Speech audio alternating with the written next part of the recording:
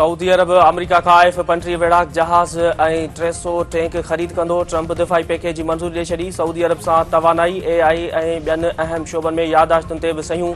White house जी पधिराई मूजिबि America ऐं Saudi अरब विच में सिविल न्यूक्लियर मुआहिदे ते इतफ़ाक़ थी वियो। अमेरिका ऐं सऊदी अरब क्रिटिकल मिनरल फ्रेमवर्क फोरम ते बि सयूं करे छॾियूं। मुआहिदे तहत अहम मादनियात जी सप्लाई चेन खे महफ़ूज़ बणाइण लाइ सहकार वधीक मज़बूत कयो वेंदो। हिक ॿिए मुआहिदे तहत अमेरिका सऊदी अरब खे दुनिया जी बहितरीन अमरीकी AI सिस्टम्स ताईं पहुच फराहम कंदो। सऊदी वली अहद मोहम्मद बिन सलमान तरफ़ां अमेरिका में $1 खरब ताईं सीड़पकारी वधाइण जो ऐलान।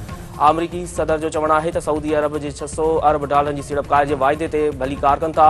आलमी सतह ते अमेरिका ऐं सऊदी अरब जो हिकु ई मौक़िफ़ हूंदो आहे। नायब वज़ीर आज़म इसहाक़ डार जी मॉस्को में रूसी सदर व्लादिमीर पुतिन सां मुलाक़ात। ॿितरफ़ी ऐं इलाइक़ाई सहकार वधीक सघारो बणाइण ते इतफ़ाक़। परॾेही ऑफिस जे तर्जुमान मूजिबि रूसी सदर जो चवणु आहे त ख़िते में इक़्तिसादी सहकार खे वधीक मज़बूत बणाइण चाहिनि था। नायब वज़ीर आज़म इसहाक़ डार जी रूसी परॾेही वज़ीर सरगई लारोव सां बि मुलाक़ात। सिक्योरिटी फोर्सेस जूं ख़ैबर पख्तूनख्वा में कार्रवायूं। 23 दहशतगर्द मार्च विया। ISPR मूजिबि 16 ऐं 17 नवंबर ते 2 कार्रवायूं कयूं वयूं। बनू में 12 ऐं बाजोड़ में 11 दहशतगर्दनि खे दोज़ख भेड़ो कयो वियो। भारतीय स्पॉन्सर्ड दहशतगर्दनि जी अवाम में ख़ौफ़ पकिड़ण जी कोशिश खे नाकाम बणायो वियो आहे।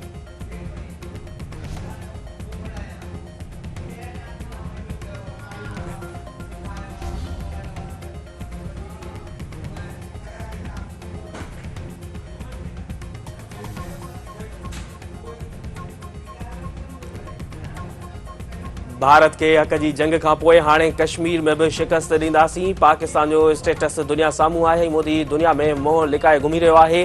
ट्रंप भारत के हर हंध यादि ॾियारे थो त तव्हांजा 7 जहाज़ तबाह थिया आहिनि।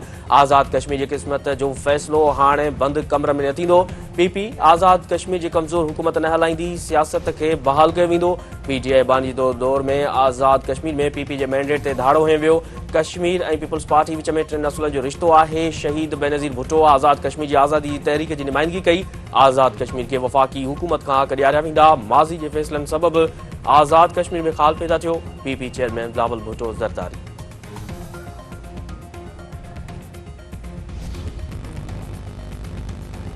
सिंध TV नेटवर्क जे सॾ ते औरत जी आज़ादी सिंध जी ख़ुशहाली जे सिरे हेठि सक़ाफ़ती ॾिहाड़ो मल्हाइण लाइ सरगर्मियूं तेज़। नवाबशाह जे क़ाइद अवाम जनरल यूनिवर्सिटी जे शागिर्दनि ऐं शागिर्दनि जी सक़ाफ़ती वेसवा खां पहिरें रैली।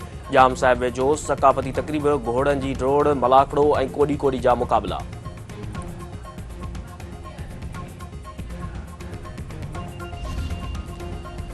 इसराइल जो लिबनान ते हवाई हमलो। 13 ॼणा मारिजी विया। लिबनानी सिहतवारी वज़ारत मूजिबि इसराइली फ़ौज ॾाखणी इलाइक़े सेदून में हवाई हमलो कयो। पनाहगीरनि जे इस्तेमाल हेठि ओपन स्पोर्ट्स ग्राउंड खे निशानो बणायो वियो। हमले में 13 ॼणा मारिजी विया, केतिराई ज़ख़्मी। इसराइली फ़ौज हमले वारे हंधि हमास मेंबरनि जी मौजूदु हुजण जी दावा। हमास इसराइली दावा खे बेबुनियाद करार ॾेई छॾियो।